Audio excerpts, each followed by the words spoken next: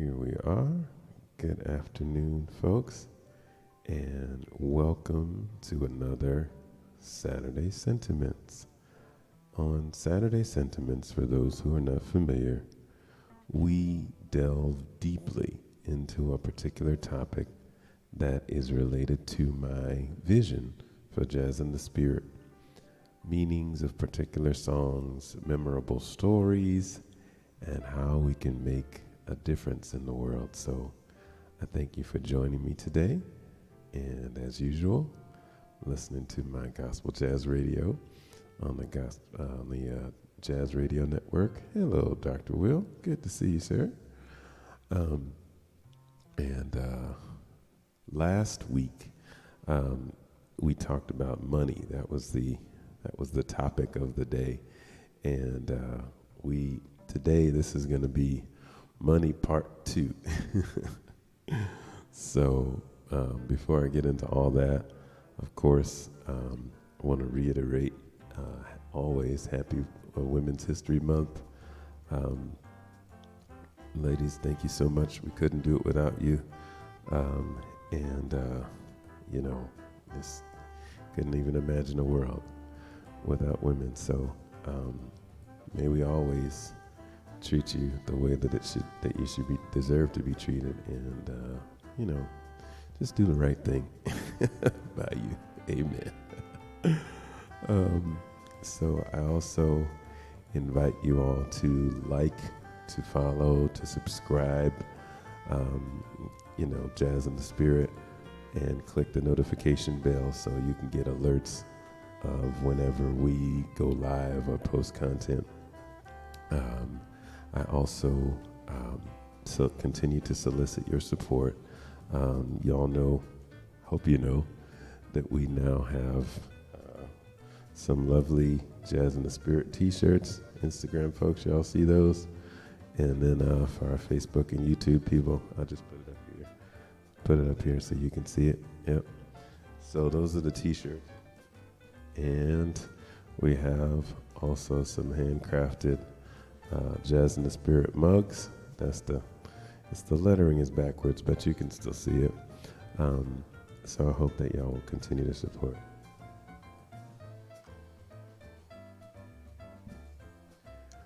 So we do have a song for the month, La Pureza del Amor de Cristo, which I've been emphasizing all month, but I'm going to save it for the end today because I want to delve right in. So last time, just to kind of, you know how you do with sequels, you kind of just give you a little context from the last time to bring it up to the present. I had talked about how, the huge impact that money has really on all of our lives. How it can impact our self-esteem. It can cause us to sometimes have an attitude or to think a certain kind of way about ourselves or about others, depending on how much money we have or have been able to earn. I talked briefly about the impact that it can have on artists and musicians and so on, and how the culture places different dollar values on different types of occupations, which may not necessarily always indicate their impact in the culture, but that's the value that they've been ascribed. So that's the context in which we find ourselves. So, and I guess the highlighted scripture that I used was the one that in 1 Timothy 6:10, where it talked about the love of money being the root of all evil. So a lot of those kinds of things that we do to ourselves, can stem from that, just obsessing over that topic of money. And but I also mentioned that when one of the best countermeasures to doing that is to learn to be grateful as well as to do things for others, because it is It is in the doing, really, that we receive. And, Acts 20, verse 35 says, it is more blessed to give than to receive. And so, I wanted to kind of highlight that as a, kind of takeaway. Although I know sometimes talking about money can make folks uncomfortable, I think that there's value in dealing with the things that make us uncomfortable so that hopefully we can wrestle with some things and hopefully come to a place of peace, a place of greater understanding. So last week's message essentially was do something for someone else and it will help you feel more grateful and less stressed and obsessive about what you do or don't have. So today, I want to talk about some issues that I didn't have time to talk about last week, now that we're back in a live setting. Okay, so there are three, if you want to call this a table of contents for today, three topics or three subtopics in Money Part 2. First one I call record profits. I'll go into it more, but summarized, the record industry, the revenue from the record industry is continuing to increase, but there's a smaller share going to the artists. So that's topic number one. Number two is what I call multiple streams. Artists are having to resort to multiple streams of income in order to make it. And that has all kinds of implications.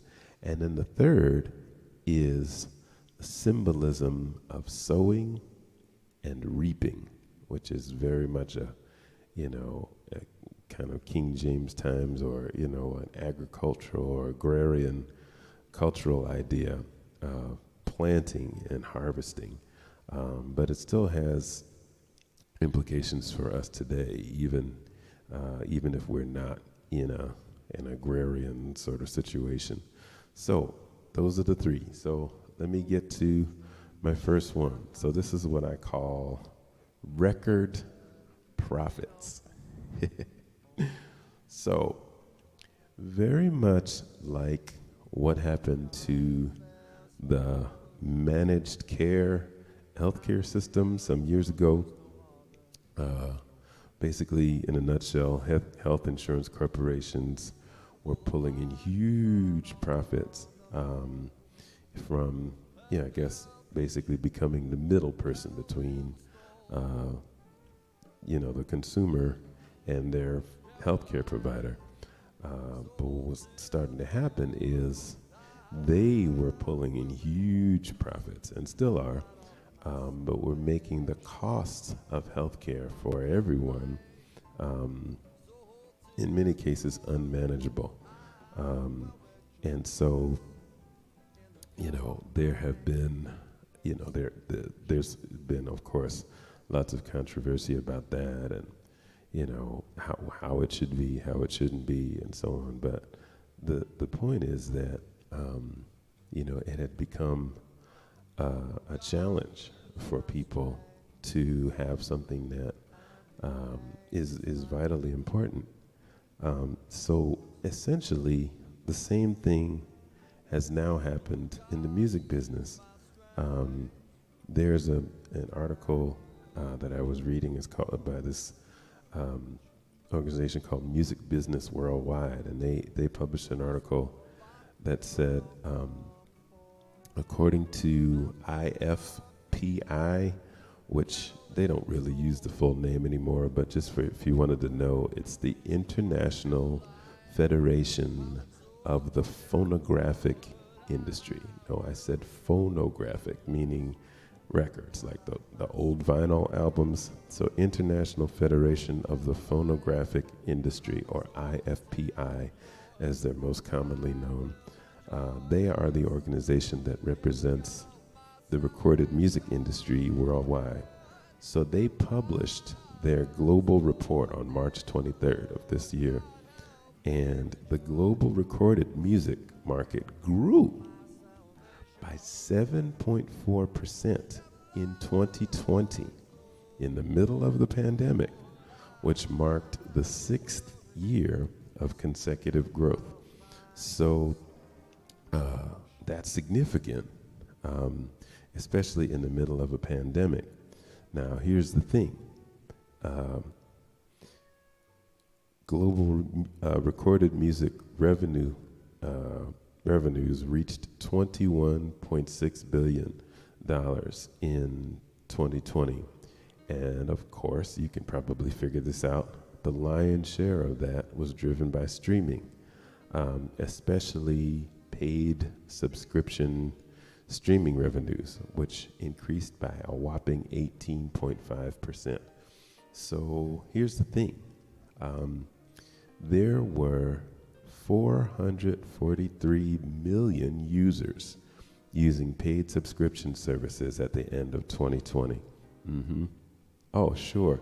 Hey, Herb. So he asked me to repeat the stat. So the first one was that the global recorded music market grew by 7.4% in 2020, which marked the 6th year of consecutive growth. Then global recorded music revenues reached $21.6 billion in 2020. And that was primarily driven by streaming, especially paid subscription streaming services, which increased by 18.5%.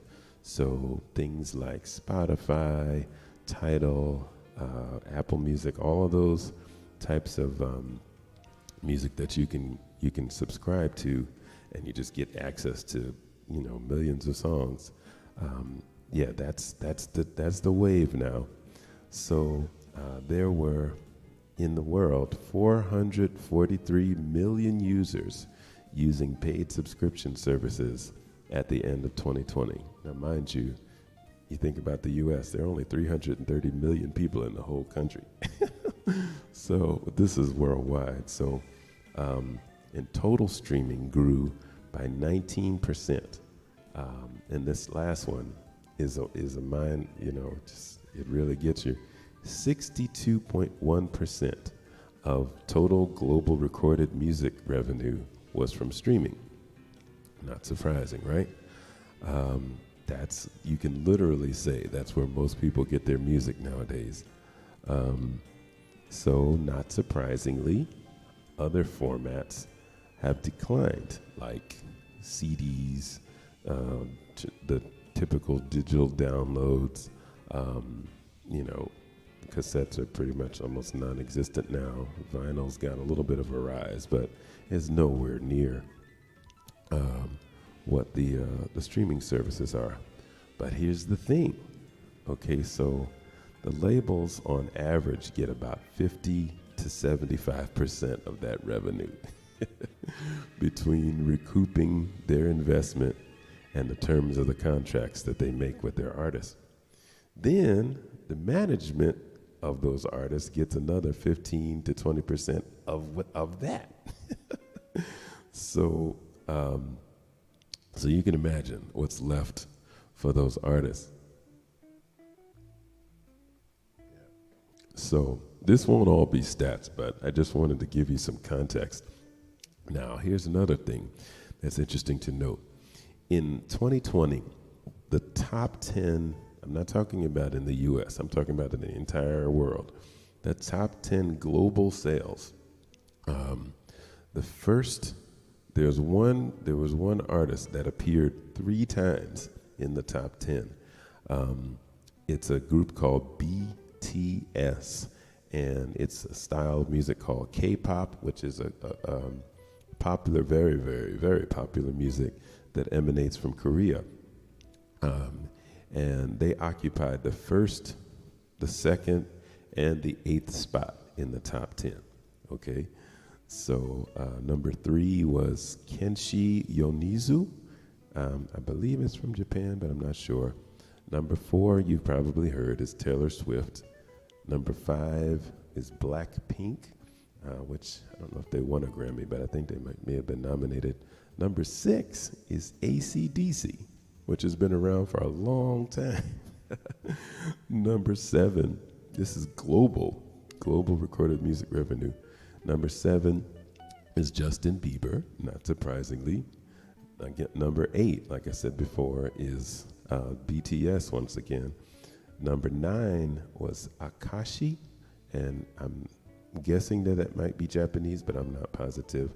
And number 10 was King Nu, or GNU, GNU.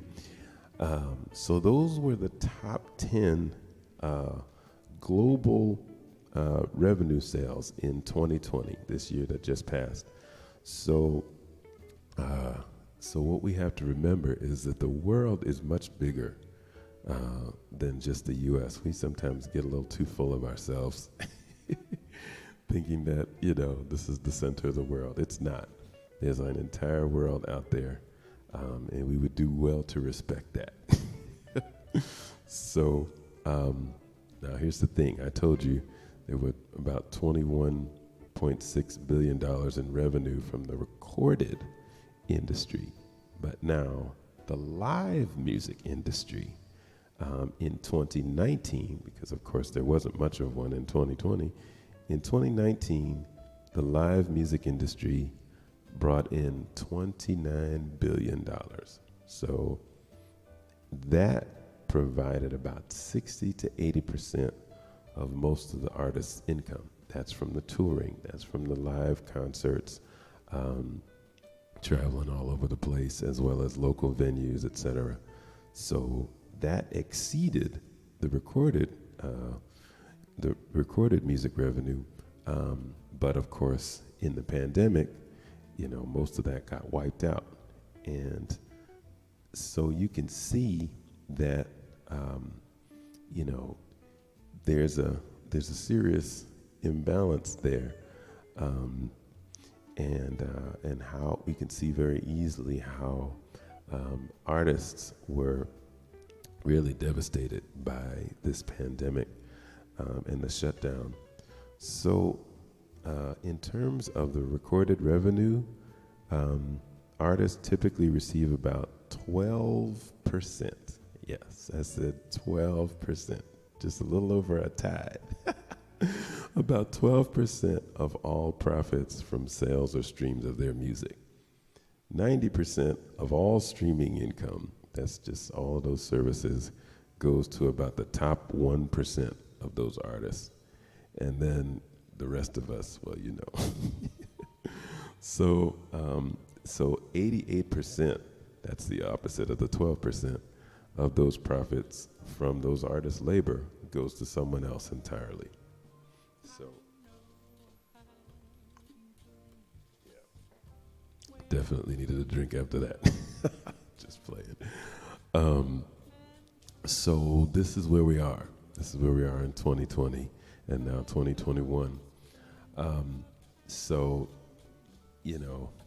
You can get upset, but you really just have to just accept that is the way things are right now. Now, there has been this kind of underground movement brewing, beginning in the visual arts world. They call it NFT. Everything is an acronym now. NFT stands for, if I'm saying this correctly, non-fungible token. Yeah, I never heard of it either. There was an article I read by a guy named Mike Jolett in NBC Essays on the 16th of March. He was a touring lead singer of a group, but that group was shut down by the pandemic. So NFT, basically he defined it as you create an original piece of art, and it's limited in number, and essentially it's like signed by the artist. It's in the digital form, but it basically has its own, there's additional stuff that goes with it. So it can't be, whoever owns it can only transfer it, but they can't really copy it, even if it only existed in digital form. So they're thinking of that as a similar sort of way, that if you owned an original painting by a world-renowned painter, and it was signed by them.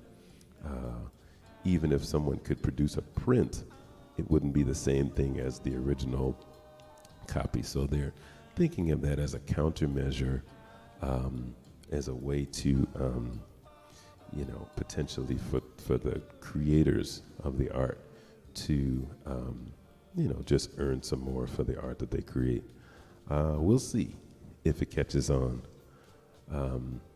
But in the meantime, artists are pretty much forced to seek out multiple streams of income. Just a little note I wanted to say about the group BTS. As popular as they are, I had never heard of them until one of my piano students asked me about them, as I asked, what her favorite song was, and she told me about this song by them, and she played it for me, and this young lady who had never studied Korean or anything, she was singing every word to the song verbatim. She had the correct pronunciation and everything, and she knew it from top to bottom. And I was like, wow. So we just made it a project, to just teach her how to learn the song. So that was my introduction to BTS, but obviously they are extremely popular all over the world. So this is, it's good to always educate ourselves about the things that are going on in this industry. So, so that brings me to my second topic, which is multiple streams. And yes, that is intended to be a play on words. So, artists can't just make songs. They're in the old days, you would hear about people who had to know how to sing, they had to know how to dance, they had to know how to act, and that was just the way it was. If you wanted to be a star, you had to do all three and do them all well. In a situation like mine, you couldn't just play the saxophone. You had to play the clarinet, you had to play the flute, you might have to play some other instruments, you might have to know how to sing and different things. If you were a writer, you had to know how to write, how to arrange, how to produce. So, but now, it's gotten, to me, I think it's gotten even crazier because, now you sing, dance, you make movies, you got a clothing line, a perfume line, a reality TV show, you're endorsed by a product, whether it's like an alcoholic beverage, furniture, a car dealer, insurance, whatever. All of these things are basically expected of artists now because just the sheer sales from their product are just not enough to support them. And the huge amounts of money that get put out by, national artists and international artists, as well as, independent artists who are unsigned or anything. You have to put out so much in the front end that it's very, very difficult to make that back just from sales. So people typically have to do other things. And I just want to put a pin right here and say that might be showing my age here a little bit, but as a gospel artist, and for the record, a gospel jazz artist is also a gospel artist. Just want to clarify that. As a matter of personal preference, I am not a big fan of reality TV shows for gospel artists. I'm just not. I might feel different if I saw the checks. Who knows? But for now, I just feel, this is just me, like it opens a door for all the negative temptations and influences of worldly thinking. And those to me are strong enough as they are without needing help. Now, for those who can do it successfully, and there are quite a few of them now, God bless you, really, you know. But I remember just going with Soul Expressions and playing in smoky nightclubs and, you know, and all the influences that were there. And of course, I've talked a lot about Thomas A. Dorsey, who was one of the top blues piano players of his day, who, you know, he was making good money doing that. But he eventually had a change of heart, and he said, listen, I can't do this anymore. And so, you know, he had to he had to find another source of income, because that was paying him very well.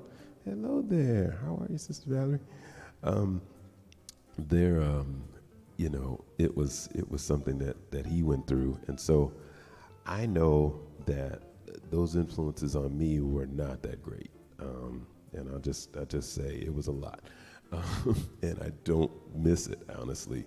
Now we primarily play weddings and party music and stuff. And sometimes it still gets tough. I'm just being honest. But that is the reason why I go so hard in church, because I don't want to give the Lord any less than I gave the world. You know what I mean? So if we're dancing and jumping and, you know, all that kind of stuff, then listen, I'm going to give that and more in the church environment. So that's just me, you know. So and that's especially if this other stuff that I did was really just another stream of income, because that's pretty much what it was. Thank you very much. So, you know, I just think about it. I think we offer, we offer so little, but we expect so much of our artists. I mean, think about it. You know, people don't like to pay for stuff. whatever I could get, just let me just get it. But I don't want to really pay for it. And the crazy thing is, you might think that, you know, career artists, people whose names have been, you know, household names, you know, would be immune to this whole need for multiple streams of income or that kind of thing. But it's not true. There is actually a growing trend among established, you know, kind of older artists, if you will, to sell off their whole back catalog to publishers. And they're snapping them up, I mean, for huge amounts of money. But some of the examples that I saw in this article, the group Fleetwood Mac, if you're familiar with them, Neil Young was another one. Bob Dylan sold off his catalog for a tune of like $400 million or something like that. I mean, that's Bob Dylan, you know. Shakira even, who's more recent. The catalog of John Lennon from the Beatles, and there were several others. So that's a thing that's happening these days, because I guess it's easier to just get the money up front than to try to wait for it to come in from multiple sources. And the question of whether it will even come in at all, or if it will come in trickles, you know, I can't remember the exact percentage, but basically each stream is only worth about a fraction of a cent. Yeah, that's less than a penny, y'all, per stream.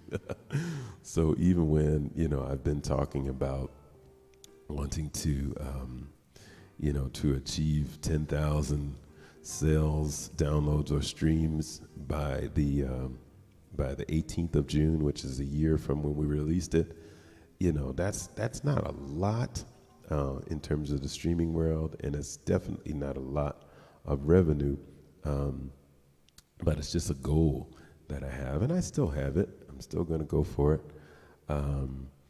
to just to indicate to the industry that there is a true market for this music that we call gospel jazz. Mm-hmm. That's a good point. My good friend Herb Jones, he just put down as a comment, our capitalistic society conditions us to see art/artists as another commodity without considering the humanity of the artist. And that's a good point there, Herb. Thanks for sharing that. Yeah, and we, this is the society that we live in. So, I always try to infuse a little humor in some of this stuff too. Some of you may remember the show from the '90s, In Living Color.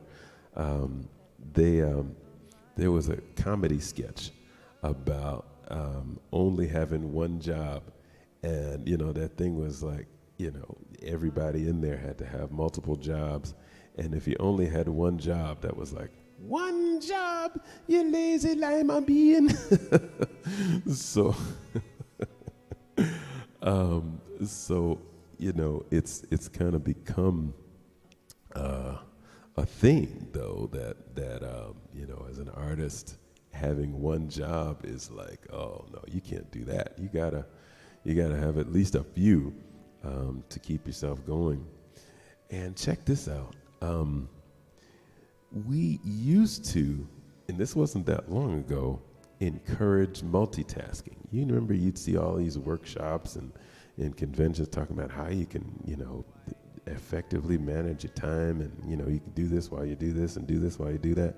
And now there's more recent research that's talking about how multitasking can actually have an adverse effect on the brain in terms of your productivity, in terms of your cognitive ability, and in terms of your focus. So, so now multitasking is not a thing like it was before, and they're encouraging people to kind of still manage their time, but, not try to do all these things at the exact same time. But here's the thing. I believe in my heart that 1 Corinthians 12:31 says there is a more excellent way. That's using the King James knowledge, I know, but that's, it's still in me. That's what was drilled into my head for my whole childhood. So, Mr. Mike Jollett, in this article that I was reading before from March 16th in NBC Essays, he said, there is a massive gulf between the value music brings to people's lives and the price they currently pay for it. Pretty deep, huh? I thought that was worth a quote.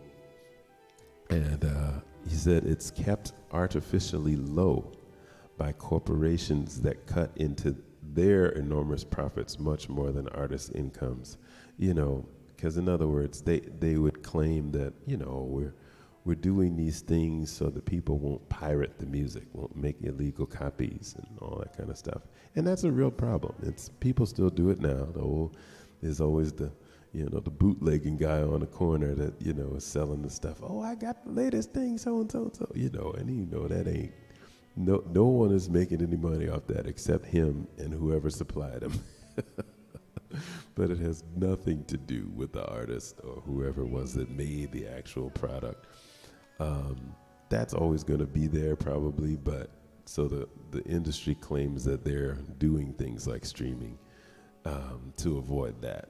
But the truth is, it's a way for them to make, record amounts of money, as we just talked about before. So, but I think it's important to note that, a song, it's really hard to put a value on what a song can do. I mean, one single song, just imagine, whatever your favorite song is, whatever that song is that just, makes you just feel like, oh, man, whether it's a love song, whether it's a religious song, whether it's, like a dance song, a song that you like to listen to when you're driving, whatever it is, or just walking or, sitting in your house, whatever. Um, Mike Gillette also said, "A song which changes your life is worth more than a third of a cent per stream." I thought that was a great quote.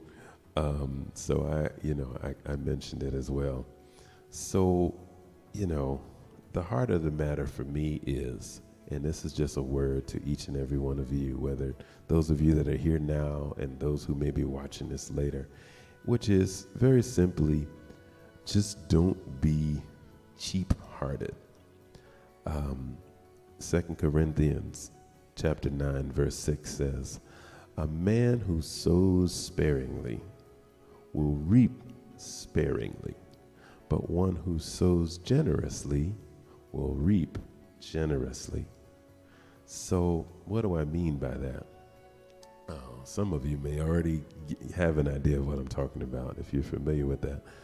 But, it's a very common practice for us to look for the hookup, Hey, man, can you give me so-and-so? I know you going, come on, man, we go way back. You know what I'm saying? You're not going to give me, And we look for ways to circumvent paying or, giving something the value that it's really worth. And for the record, I'm not talking about bartering, because bartering is a two-way exchange, and that can actually be very helpful. But think about it. If you're always going to your friend or somebody who's significant in your life to take something from them that you find valuable, whether it be money, advice, and personal affirmation, whatever it is, but you're never willing to give of yourself, either to them or to others, well, that's not helpful.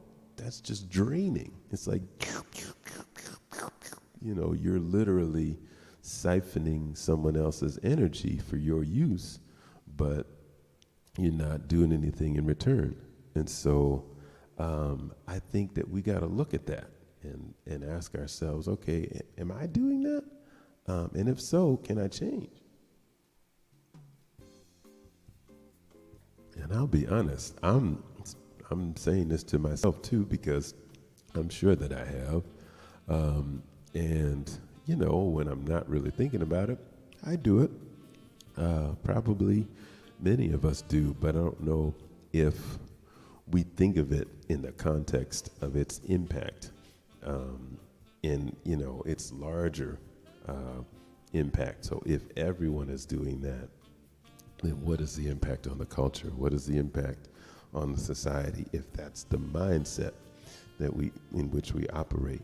So I use the example of money, but of course, because it's on our mind so often, but it can also, it can be anything. It can be emotional support. It can be, just assurance. It can be peace. Like, you don't feel right unless you talk to this person, or this one person has knows how to calm you down, or knows how to kind of set you straight. Well, if you're always going to them and you expect them to give to you, but you never provide anything back, just not that it has to be a, quid pro quo, but still just, if you give, you should also be willing to give. So the question is, what will we do? And, there's a difference when I use the word cheap, because, I know some folks, I like to get my stuff on clearance. I like to, that kind of thing. You can be frugal, but don't be cheap-hearted. Does that make sense? I had quoted the passage before that it is more blessed to give than to receive. And I know sometimes this is hard. I told y'all at the beginning that Saturday Sentiments, we delve deep into some things. that are below the surface, and wrestle with stuff that's maybe not immediately apparent. But I really thank you all for joining in and taking this walk with me, because talking to you and hearing from you all definitely adds value to my life, and I hope that you all get something out of these times that we have together too. So always, continue to post your comments and share, even after the broadcast. Those of you who may be watching this after, make comments, share your thoughts, give me feedback. DMs work also, and then emails. The people who make a difference at jazzinthespirit.com is the email address that I'm using. So you can always send those things in. But I want to encourage us to think deeply about value and things that we ascribe value to. The music industry is what it is. And, those of us that are, artists that are attempting to make a living being an artist, we have to wrestle with that. Hello, Anna. How are you? Thank you for being here. We have to wrestle with that, but it doesn't mean that we have to adopt that mindset. And so, if there are artists that are, that are trying to, that we're trying to, they're resorting to multiple streams of income or whatever, and those artists provide value in your life, support them. Let them know that they provide value. Send them a message. You'd be surprised. Even for people who tour all around the world, who have millions of fans, sometimes getting that one message from someone to just say, yes, okay, I'm a fan, but I'm really a supporter. Your music, your art has touched my life. I was really going through something, and when I listened to this song, it just changed my whole mood. So I appreciate you. Those kinds of things. Just listen to the things that they have to say. Let it be a dialogue rather than just, I'm taking all the time. I'm taking, well, they should be fine because they're a platinum selling artist, so I don't have to. Yeah, you still should. Even if it looks, and you've looked on Forbes and you've seen that they're, what their net worth is, don't worry about that. Are they providing value in your life? Is their art a blessing to you?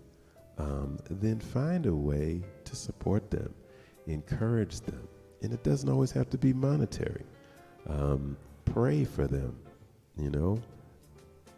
oh yeah, Herb's you got the comments coming on, Herb. I like it. He said, let us support artists in their work, as we want customers of our industry / product to support us. Oh man, you're dropping pearls today, Herb. Thank you, sir. That's great. My good friend Herb Jones is a wonderful musical director, songwriter in the Boston area, and he's been dropping some pearls of wisdom on here. So those of you that are on Facebook, check him out and look at some of these pearls he's been dropping. It's some good stuff. And Anna on Instagram just said, make sure we don't sell out. I hear you. That's a good word too. So yeah, y'all talk back to me, because this is not it's not intended to be a soliloquy, yeah, that's really the essence of the matter for us.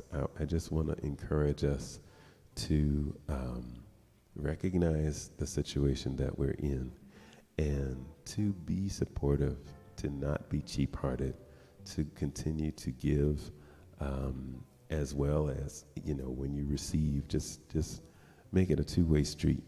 And I'm not always just talking about money. Money is important, no question, but there are other forms of support too.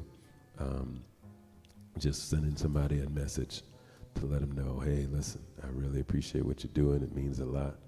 I just told my sister about you. I just told my friend about you. I sent somebody an email, who I know from the UK, or somebody that I know, across the water. I just told them about you, So those kinds of things don't cost anything, but they're still very valuable. So I hope that y'all have I've given you some things to think about, and that we will take this knowledge and continue to go and make a difference in this world, because there's so much of a need, so many things that we need to do to change or to alter, even if it's a long-term gradual process. So those are my thoughts for today. This is money part 2. And so, once again, I hope y'all will like and subscribe and click the notification bells and all that kind of stuff, so you can get alerts about when we do other stuff. I'm going to play the song for the month, La Pureza del Amor de Cristo, in just a little bit, because I believe this is the last time in this month. We're going to go to another song next month. But I really thank you guys for being here. Your presence encourages me. It lets me know that, this is not a waste of my Saturday. That there are people who are genuinely engaged and, who are interested in what we have to share. So I really do appreciate you all. And I know that you all will do what you can do to go and make a difference in this world. So this is our song for the month, La Pureza del Amor de Cristo, which means Christ's love so pure.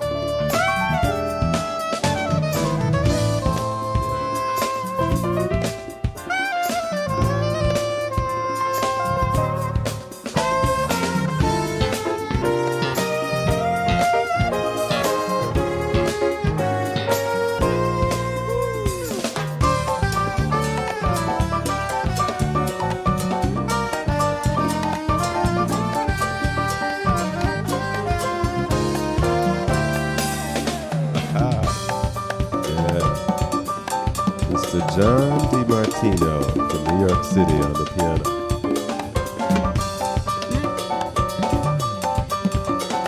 That's Mr. Lino Gomez.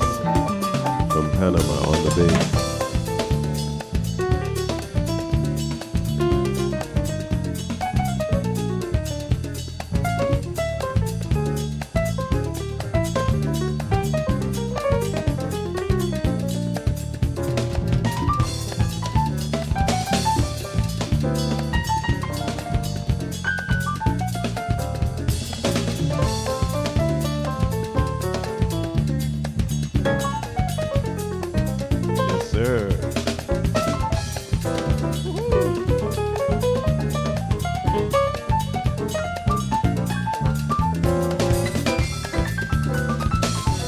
Love the solo.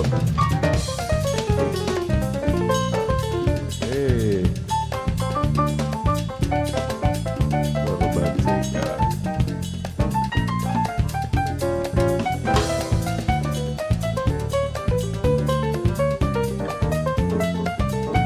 Thank you so much.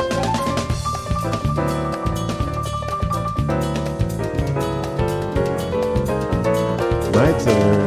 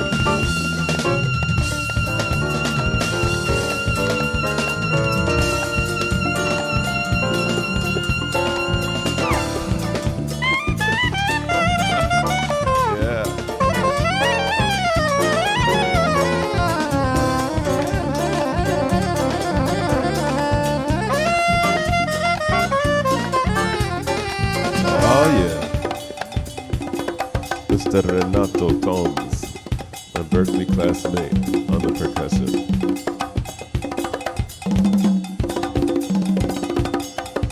Also from Panama. Aha. And my homeboy, Sticks Bones, on the drums. Brooklyn, USA.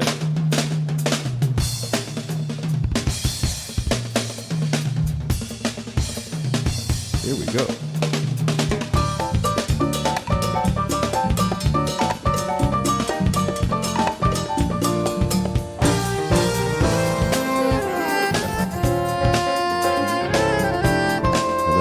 Steve Brown, also from Brooklyn, on the guitar.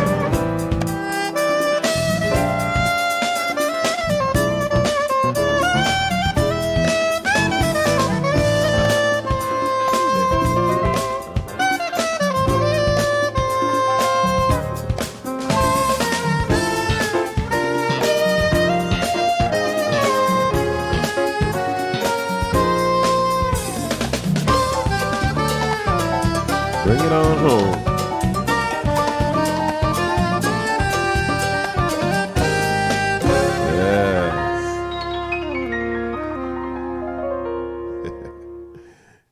So that was La Pureza del Amor de Cristo, which means Christ's love so pure. So thank you all again for being here and sharing some of your Saturday with me. And I will be back on Tuesday for our Tuesday talk to update you on what things are going on. In the meantime, go forth and make a difference in this world, all right? And let's take what we have learned today and share it with others, that we can change this world one heart at a time, all right? So y'all have a great day. God bless you, and I'll talk to you soon.